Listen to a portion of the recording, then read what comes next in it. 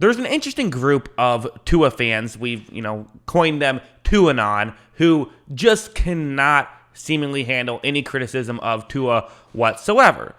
Tua does some things well. Tua also does some things poorly. And I think that's kind of, I like to have these more nuanced conversations and not just basic, this quarterback sucks or this quarterback is awesome. And I think we can get into some real nuance when looking at Tua's splits in certain statistical categories. There are things that Tua does really well. And the flip side is there's people, whether it's, Dolphins haters or Tua haters or just football fans in general, that absolutely think that Tua is just a trash quarterback, which is not true. There are legitimate things Tua does well. I made a similar video like this midway through the season. I want to make another one touching up on it now that we have a bigger sample size.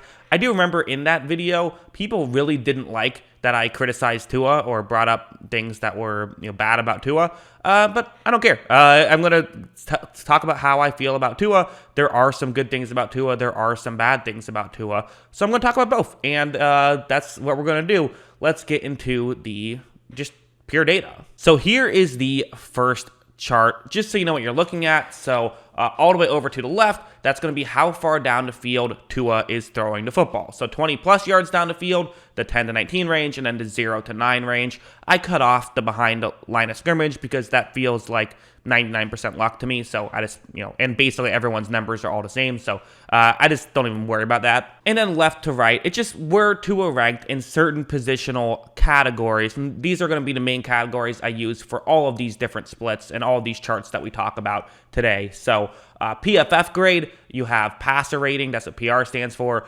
BTT is big time throw percentage. How often do you, have what PFF determines a big time throw?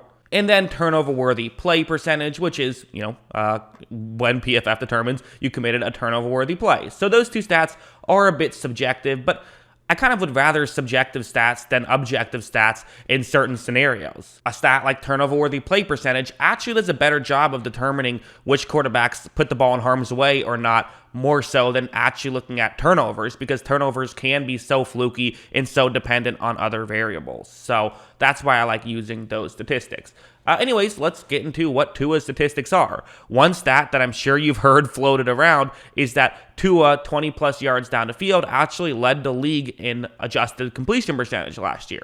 That is true. However, I don't consider that to be an incredible stat. It's not the worst stat in the world, but that alone does not, I don't take that much stock into it. And you look at his actual numbers, they're not great. Also, I should mention the one all the way at the end, SS, that is sample size, because, again, there are more than 32 quarterbacks qualified in certain of these categories, so I just figured I'd throw that in there. Tua's PFF grade, when he threw the ball 20-plus yards down the field, ranked 21st in football, and that's those numbers what you're looking at, where he ranked.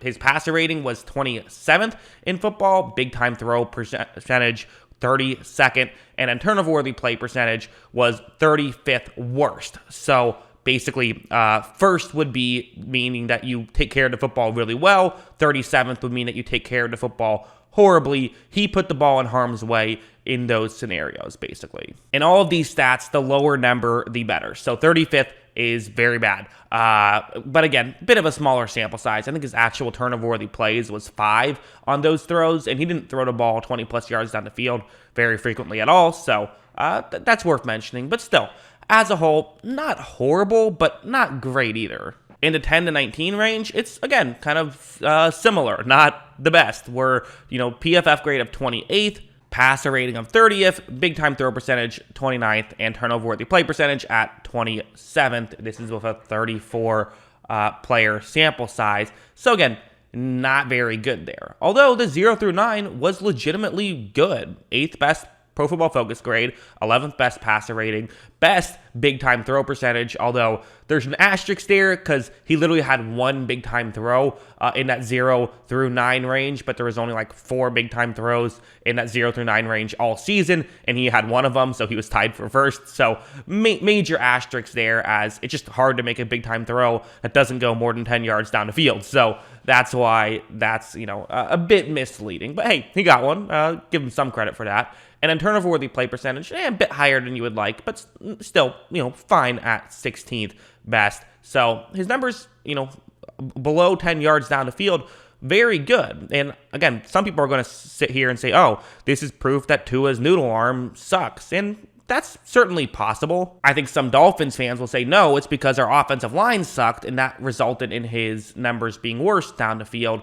I don't think it's totally fair to jump to either one of those conclusions. I don't think we have enough evidence to support that. And a stat like Pro Football Focus grade does take into account were you under pressure or not, which is why I'm willing to say I would probably lean closer towards like, no, he's probably just better suited. His talents are better at that 0 through 9 stuff than further down the field.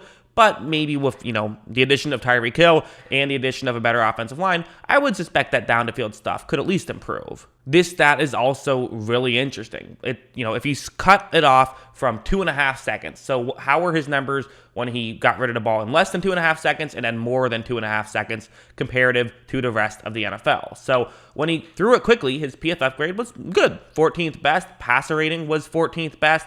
Still didn't make many big-time throws in this scenario at just 37th out of 38 total players. The turnover-worthy play percentage, though, again, around mediocre. A little bit higher than you would like, again, but was, a solid quarterback when he was getting rid of the ball quickly. The on-script stuff he is legitimately good at. The more than 2.5 second stuff, not so much. 31st PFF grade, 30th passer rating, 21st big time throw percentage, so a little bit better there actually comparative to the rest of the league, and then definitely put the ball in harm's way too much. So Tua did not do great the longer the play went on. That's just the reality of the situation. Again, if you want to say this is the offensive line's fault more so than Tua's fault, I would need to see more evidence to jump to that conclusion. I feel like that's an interesting theory, but we can't say that for sure that that's the case, especially when I haven't seen anything to correlate that guys with worse offensive lines have worse PFF grades when they,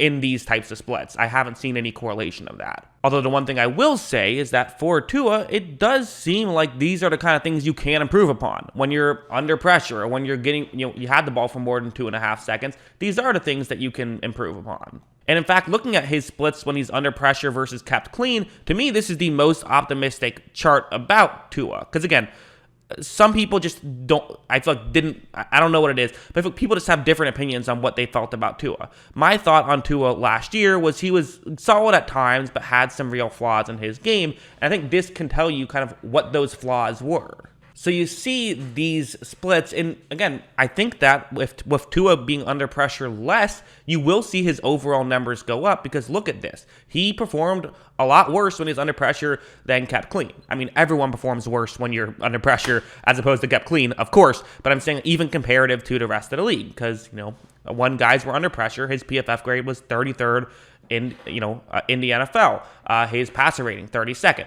Big time throw percentage, I think that's solid, 23rd. It's still not great, but that's solid, although turnover-worthy play percentage, he put the ball in harm's way far too much when he was under pressure. However, his kept clean numbers for a second-year quarterback are really good, I think. I mean, or at least solid, like 18th best PFF grade, 15th best passer rating, big time throw percentage at 36, so that's not great. Didn't get a lot of big plays, but again, for an on-script quarterback, did a very good job. Didn't put the ball in harm's way that much when he was kept clean at 17th. He was a slightly above average quarterback. When he was kept clean, he just really struggled when he was under pressure. So one chunk that'll just make him better is, hey, he won't be under pressure as much. So that alone should be reason to be optimistic if you're a Dolphins fan. The hope is that he continues to get better, will improve while he's, when he's kept clean, and will massively improve when he's under pressure and just won't be under pressure as much, which is how he could become a better player. Finally, one more thing I want to talk about. Some pretty massive splits as well when it's play action versus not play action. His numbers are, 11th in PFF grade when he runs play action, 14th passer rating, 26th big time throw percentage, and 16th turnover worthy play percentage. Those are good numbers, although the no play action, again, very much not good. 34th PFF grade, 30th passer rating, 32nd big time throw percentage, and 37th turnover worthy play percentage. So it just goes back to the thing that I just think is true is that he's a very good on-script quarterback, but the numbers say that he struggles a little bit more when things kind of break down. Again, I can't say that definitively that that's the case, but I think I can say probably that feels like it's the case, is that that's his biggest area he has to work on, is when, your first and second read aren't open.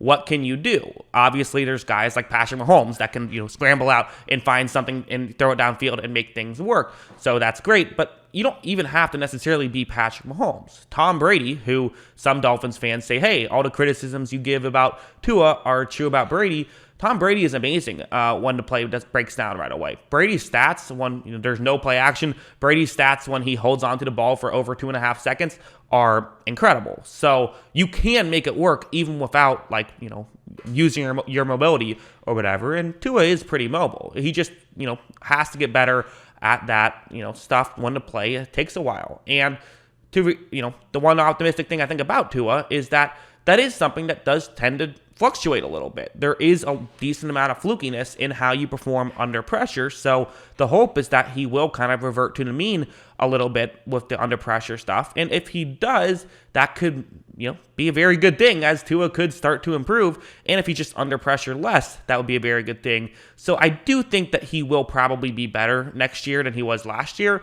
That's what I think. There's maybe still a little bit of concerning stuff with his numbers weren't great further down the field, but I think that this is interesting data. I think this helps you learn about what Tua is. And I know the Tua fans in the comments are going to be mad because you literally can't talk about this stuff without getting Tua fans mad. That's just how it works. But, at the end of the day, that's fine because, it's interesting to talk about. So what do you guys think about all of this? Let me know in the comments below. Always love hearing from you. And of course, as always, thanks for watching.